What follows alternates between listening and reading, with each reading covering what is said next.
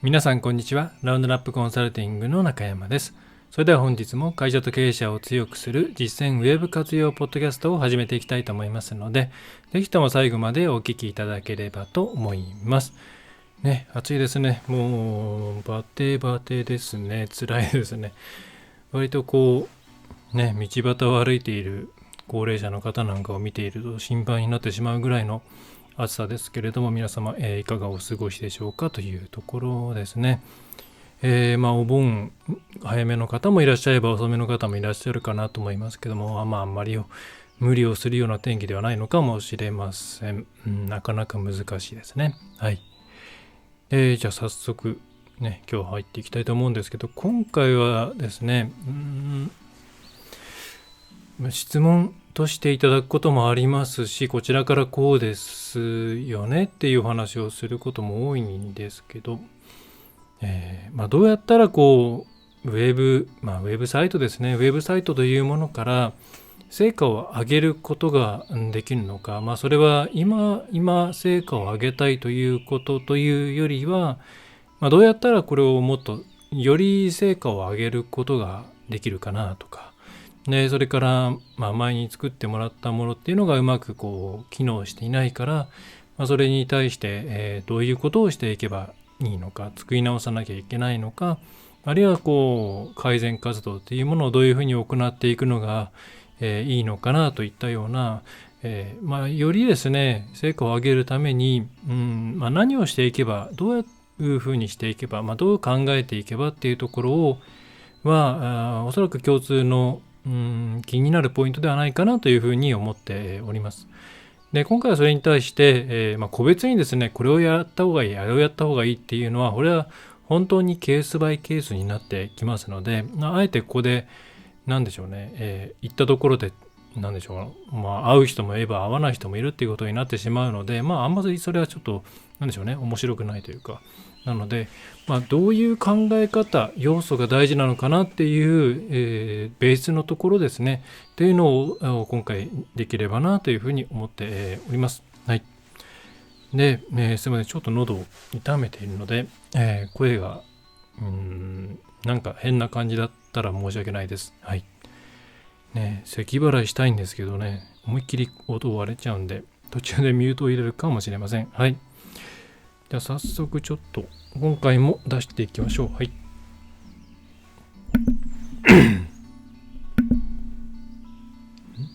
今入ったのかな。はい。ウェブサイトから成果を出すために必要な要素を把握するっていうところですね。これを、そうですね。これ、なんでしょう。いろいろ言い方とかあるんですけど、結局これじゃないのかなっていうところには私としては落ち着いていて、でそれがですね、ウェブサイトとかホームページ育てる、成果をもっと出すようにしようって言うんですけど、どうしたらホームページ育ってくれるんですかって言うんですけど、よいしょね、言うんですけど、結局ですね、じゃあそれが観念として捉えた時にどうするかっていうと、も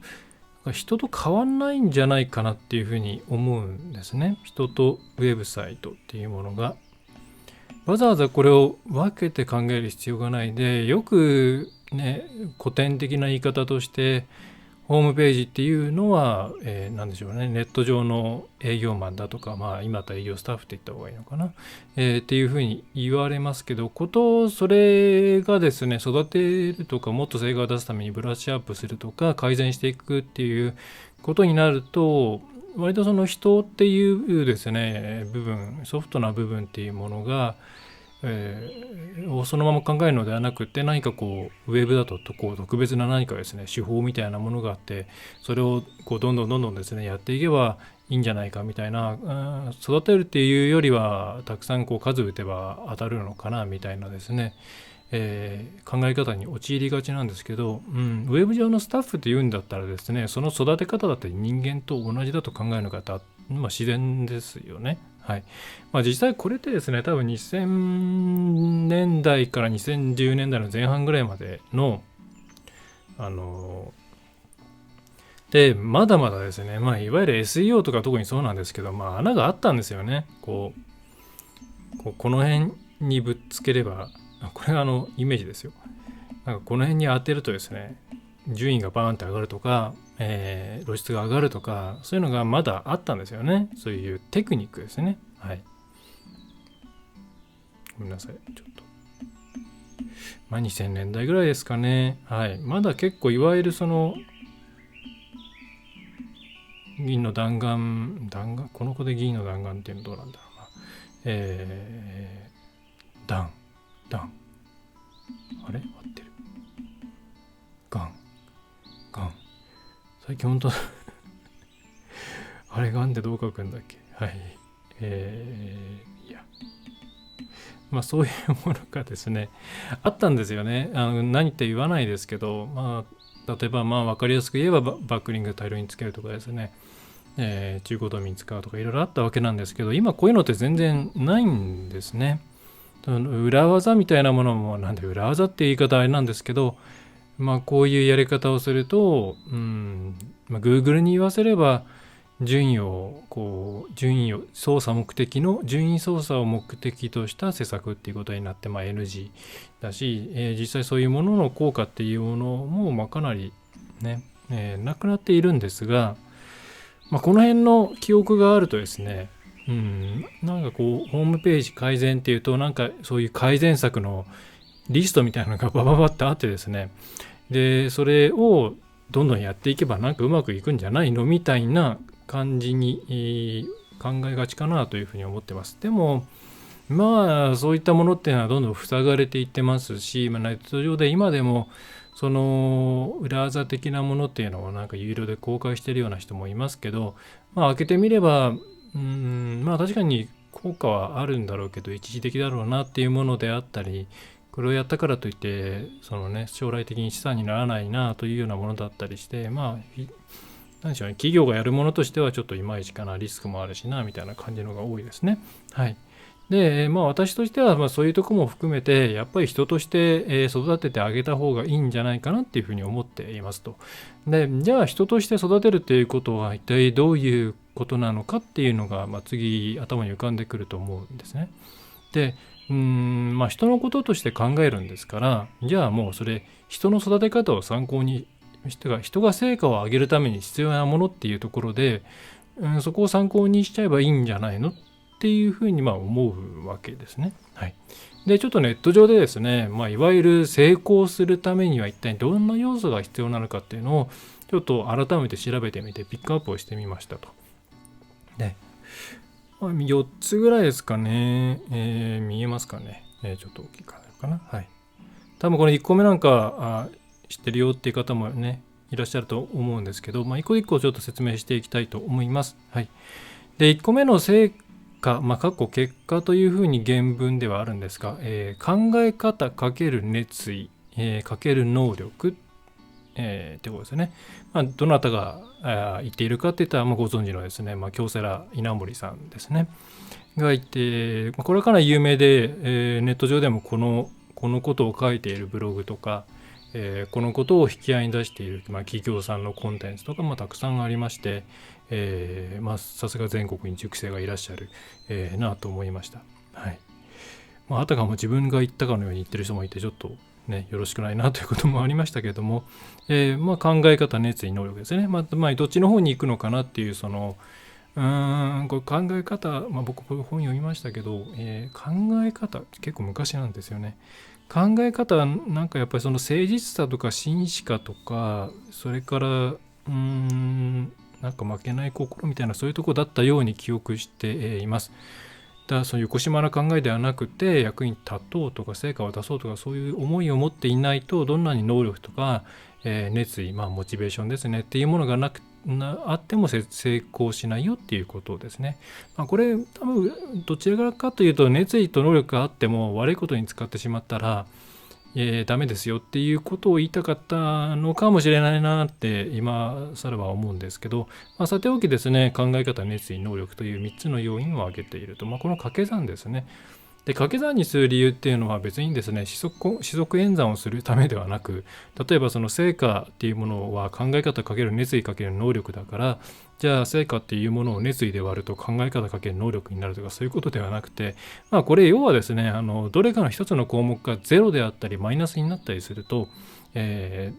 局他のものがどんなに高くてもうまくいかないよっていうことを言いたいから掛け算にしてるっていうだけですね。はい。で、さておきその構成要素としては考え方、だからでなんでしょうね。それから熱意ですから、モチベーションですよね。これはほぼほぼいわゆるモチベーションっていうのはですね、要は量なんですね。何回失敗して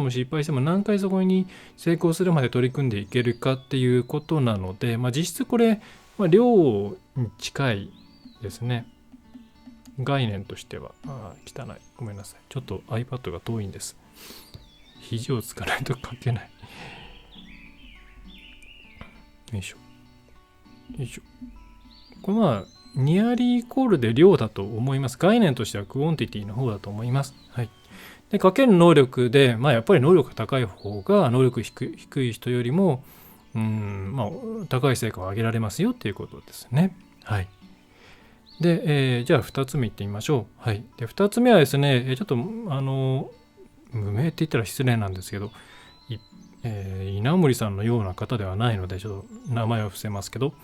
キャリアコンサルタントの方かな。で、質かける密度かける量ということです。はい。質ですね。質はさっきの能力あたりに当たるのかもしれませんが、要は量かけるですね、質、密度ですから、これ量にはまるのかもしれないですけどね、ちょっと詳細がわからないんですけど、量的な部分なのかもしれません。それかその、何でしょうね、一つ一つの、トライの密度ですね。意味のあることをなるべくやりましょうっていう、そういう意味だとすると質の方かもしれないですけど、そんな感じで質かける密度かける量というところにまとまっております。で、3つ目ですね、これは塾ですね。結構塾関係とか学習関係の方がこの辺の話題について触れてる方が多い。確かにその仕事の成果っていうところよりはその学力を上げるとか、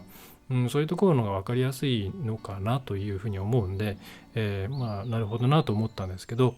この場合はですね、先ほどが質かける密度かける量だったんですけれども、その密度が気と、気持ちだと思うんですね。これは熱意とか考え方に絡んでくるのかなと思いますけど、量と質と気ということです。はい。で、4つ目がですね、ちょっと、なんか東大、ハーバードなんとか、すいません、ちょっとメモがそこで止まってるんですけど、で、ちょっと毛色が違うんですけど、効率かける戦略かける時間かける地頭っていうですね、なんか今風というか、5年前ぐらいの、なんだろう、意識高い系ブームの時によく使われたような言葉ですけど、地頭は能力ですよね。戦略とか効率、戦略に関して言うと質に当たるんでしょうね。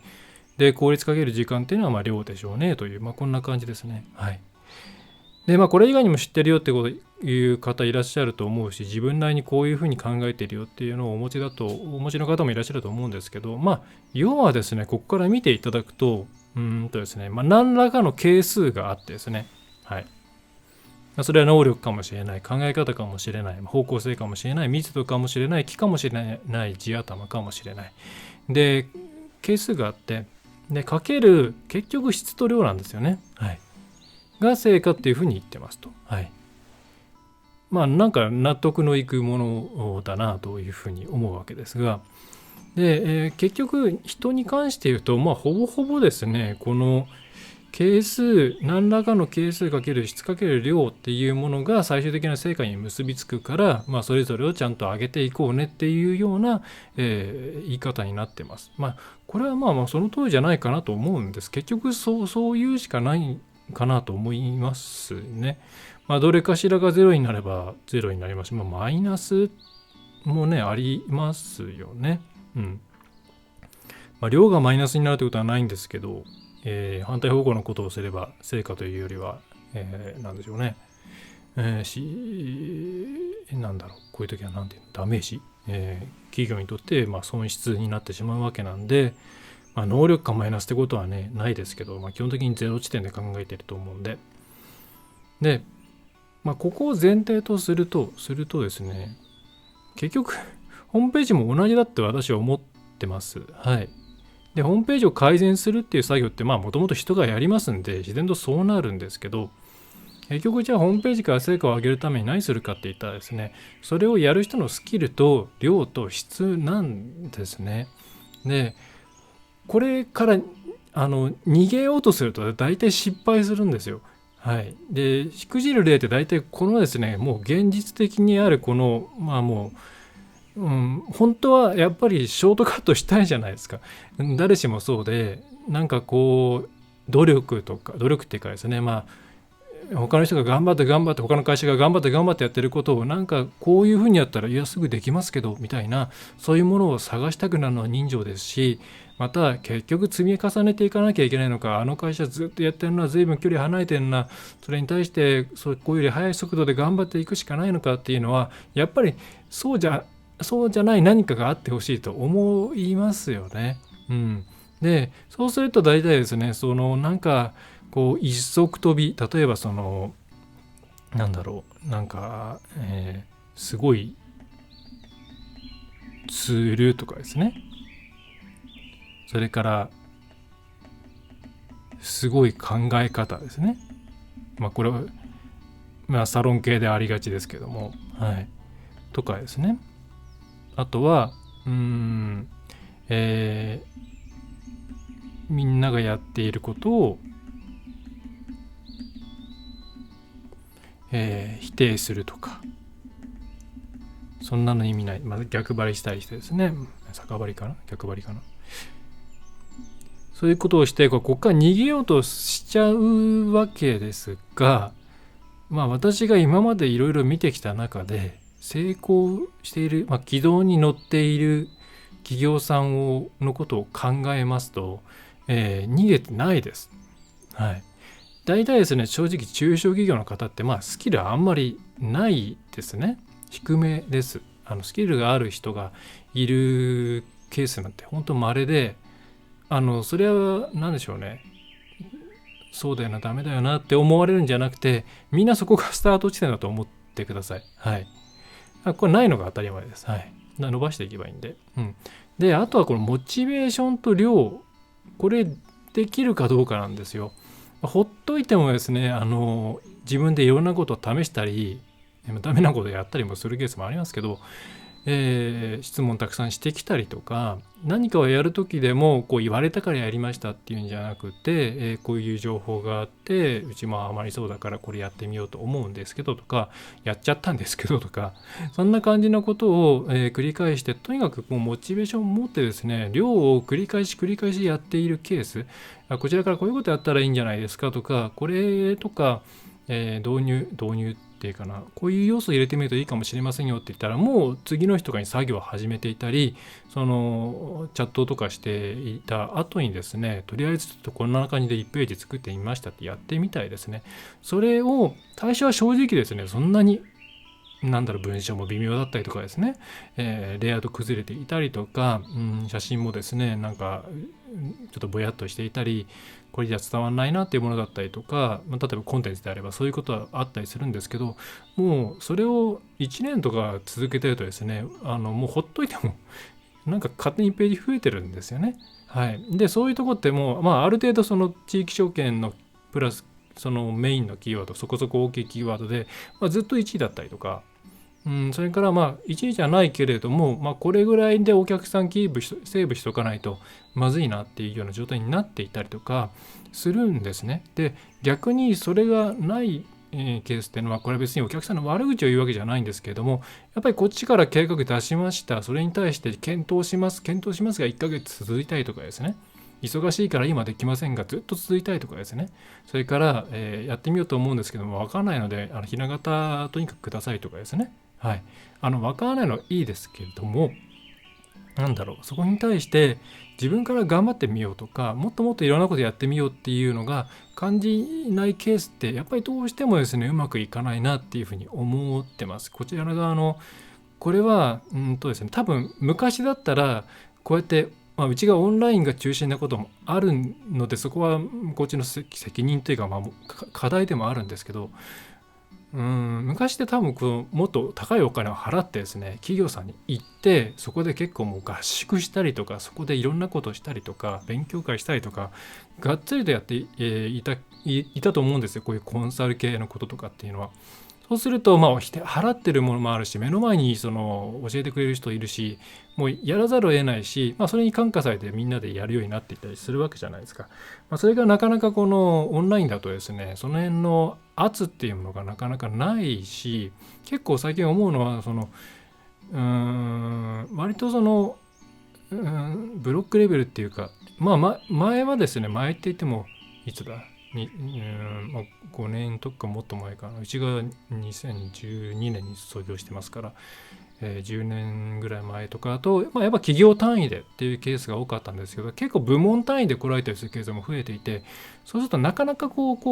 圧がかけられなかったりとかすると、やっぱり新しく何か始めるときに抵抗ってありますから、うまくいかないんですよね。そこをちゃんと突破できるような状況でやってもらえればいいんですけれども、なかなかちょっとそうじゃないと、1年やったけれどもあんまりできなかったねっていうことに、これはこちらの側の責任も大きいと思うんですけど、なっちゃったりするんですよね。はい、なのでコンサル使わないは置いておいて、とにかくやらないとやっぱダメなんですよ。で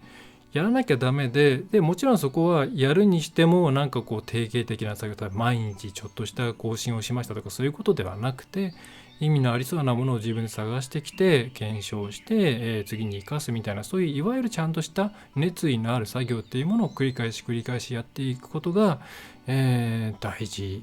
になってくるんですよね。でそうやっていくとずっとその中小企業の課題であるスキル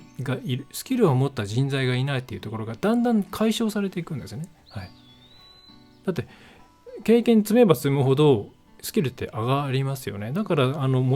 スキルがありませんって言った時に、このモチベーションと量をとにかく上げて試行錯誤を繰り返している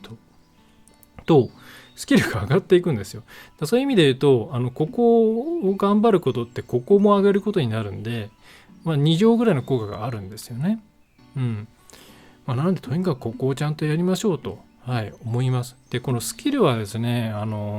これちょっと別の話なんですけど、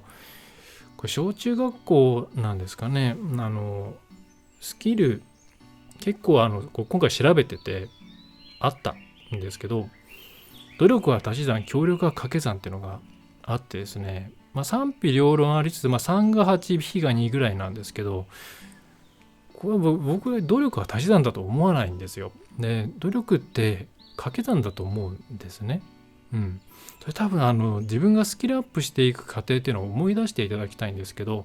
多分その何か一つが見えるようになった瞬間にできることが急に増えたりとか、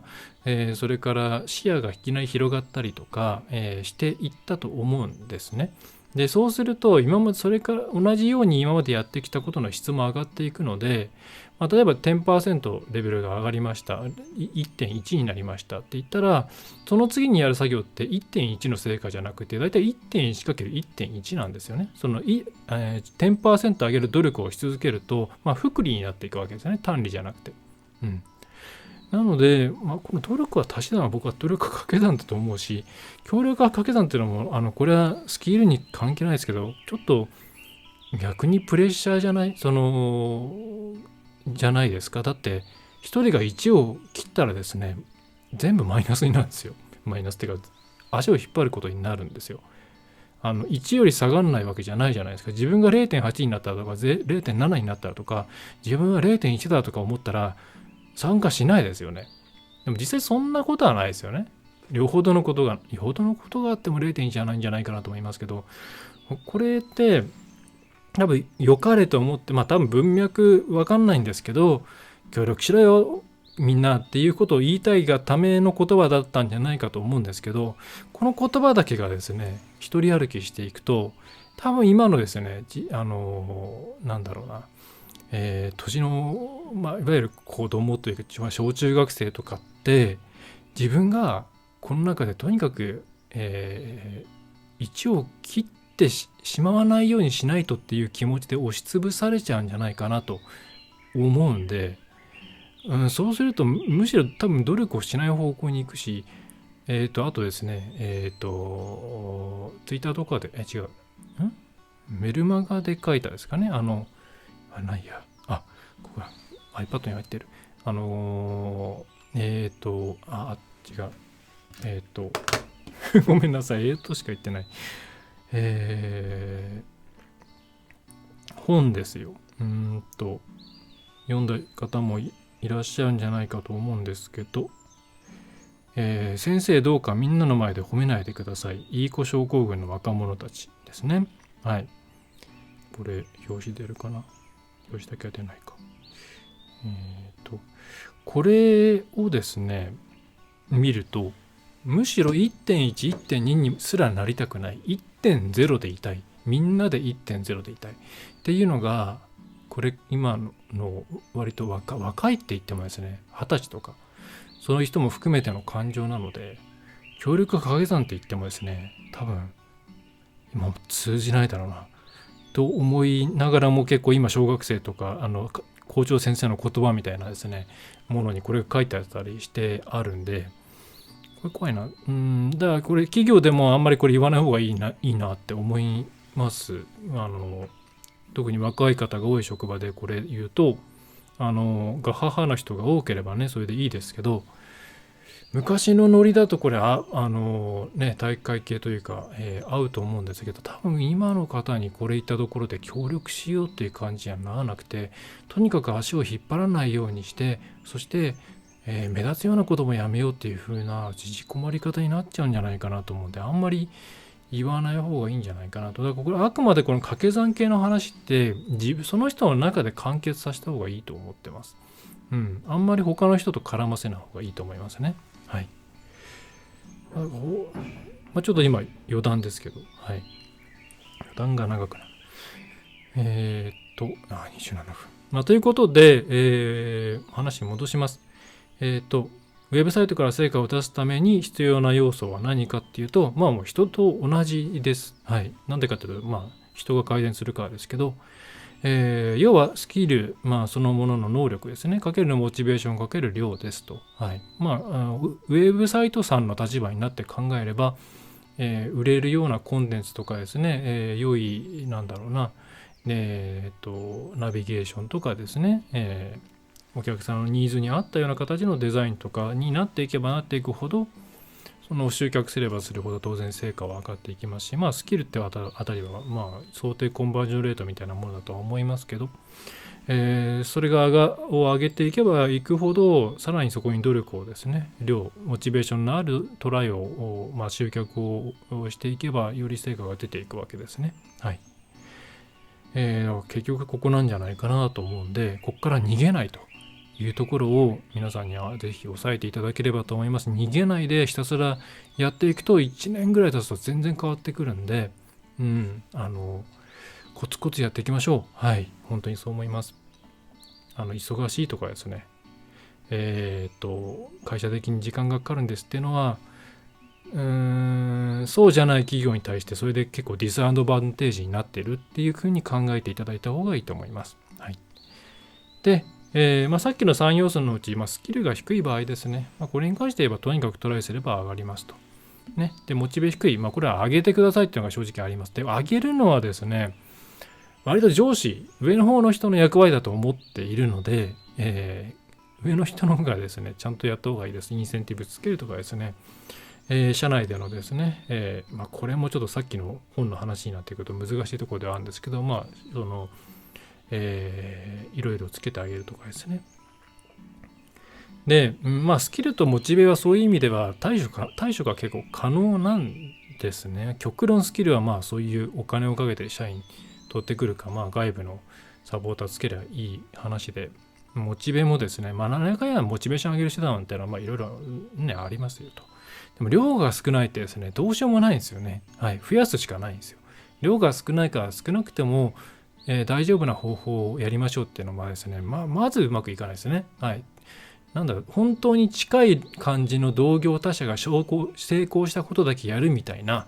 そういうなんかものすごい恵まれたベンチマーク対象がある会社はもしかしたらそれが通用するかもしれないですけど、そうじゃない場合って何していいか分かんないですからね、その効率のいい成功なんて。昔みたいな裏技的なものもないですから、はい。これ量が少ないのは増やすしかないんで、はい。ここをですね、予実というかですね、計画を立ててちゃんとやっていけるかどうかっていうところが一番大事なんじゃないかなっていうふうに思っております。はい。で私も外から入ってですね、ここに持ってやりましょうっていうことは言うこともあるんですけど、なかなかやっぱりですね、難しいんですよね。ここって外からいろいろするのが。昔みたいに対面の時代に戻ればもうちょっといけるかなとは思ってますけど、リモート中心だとちょっと厳しいのかなと。つまりはですね、そういうことができる会社がどんどん差をつけて走っていっているということなので、今日からですね、コツコツとちゃんと始めていくことをお勧めします。じゃあ何を始めればいいのと、いう場合はですね、手前味噌ですけど、ご相談いただくっていうのもありですし、またうちでいろいろ動画とかポッドキャストとか、ブログの記事とか出してますので、なんかピンときたものから見てですね、そこに書いてあることをやっていただくという形でも全然いいんじゃないかなと思います。はい。では今日はそんな感じですかね。言い方が難しいんですけれども、幸いうちはそんな外部営業しないで全部問い合わせベースで受注をしているので、基本的にモチベーションの高い方が来るのでいいんですけど、話をいろいろ伺うとやっぱり営業して案件取ってくるような会社さんの場合、この辺すごい苦労して、どんなにその担当の人が頑張ってもですね、なかなか難しいところあるんですよねなんて話は聞くので、本当皆さんとしてもお金をドブに捨てないためにも、トライを何回もしていただくようにしていただきたいなと思います。はい、なんか言葉を選ぶ回でしたね。はい。あとさっきの本、メルマガでも紹介をしましたけれどもね、いいんですけど、これどうやって表紙をバッて出せばいいのかな。これかな。こんな感じの本。はい。ピントが合わない。ピントが合わない。よいしょ。はい。こんな感じですね。これはもう本当面白がっちゃいけないんですけど、読んだ方がいいですよ。はい。っていう感じでした。はい。それでは学んだ方30分ですね。はい。それでは今回はこんな感じで終わりにしたいと思います。最後までお聞きいただきましてありがとうございました。お悩みのことがあればですね、問い合わせ無料ですし、予約をしていただければ、Zoom の会議の方で顔出しじゃなくて電話の方でもいいので、相談会も無料でやってますので、ラウンドナップウェブコンサルティングのホームページの方を見ていただくと、いいのかなというふうに思います。まだ問い合わせとかそういう感じじゃないよという場合にはですね、いろいろ出しているウェブセミナーとかありますので、そのあたり見ていただいたりとか、あとは何でしょう、うちのコンサル今またすごいちょっと安くしましたので、お試しで3ヶ月だけ使ってみようかなっていう感じでも、いいのかなっていうふうに思います。はい。それでは改めて最後までお聞きいただきましてありがとうございました。ラウンドナップウェブコンサルティングの中山がお送りいたしました。それではまた次回もよろしくお願いいたします。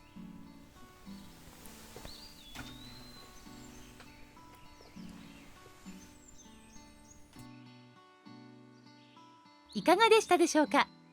ご質問はいつでもフォームからお送りください。お待ちしております。